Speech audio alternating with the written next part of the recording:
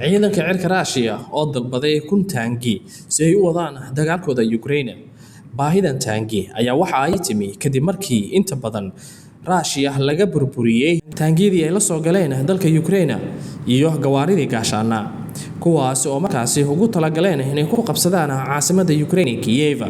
Russia awood way u yeelan weyday inay guul ka gaarto ahmiyadeeda koowaad oo ahaa inay gacanta ku dhigto caasimadda Ukraine si ay u bedesho nidaamka halkaasi ka taliya kaasi oo gacan saar la leh Mareykanka iyo Yurubta galbeed.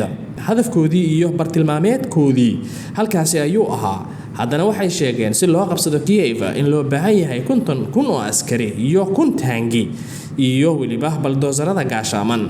Waxaana sidaa yiri Major General hore oo u dhashay dalka Australia, Mick Ryan. Agaasimihii guud ee hore ee tababarka iyo caqiidada ciidanka Australia ayaa isagana sheegay in Russia aysan haysan ciidan ku filan oo ka shaqeeya ilaha logistikada. Marka si ay u qabsadaan caasimadda Ukraine ayuu leeyahay waxaa loo baahan yahay ciidamo aad u badan ayna ka shaqaysiiyaan qorshahooda saddexaad oo ah niyad dilka shacabka oo ah duqeymaha aan loo meeldayin iyo burburinta kaabayaasha dhaqaalaha iyo warshadaha dalkaasi. Inta badan khubarada ka faaloota arrimaha militariga fashalka Russia ka haysta magaalooyinka waaweyn oo ay ka mid tahay Kiev ama ay jabiyaan ciidamada difaaca cirka ee Ukraine 3 isbuuc micnaha tan iyo markii uu bilowday duulaanka Ukraine ay ku qaadeen Russia.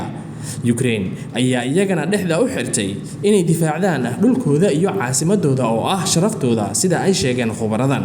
Russia ayaa ilaa iyo haatan gaari la natiijo farqi samaysa. Ugu dambeynna ay Russia ay ku qasbi doonaan inay la galaan wadahadal dhab ah miiskana ay ku soo fariisato.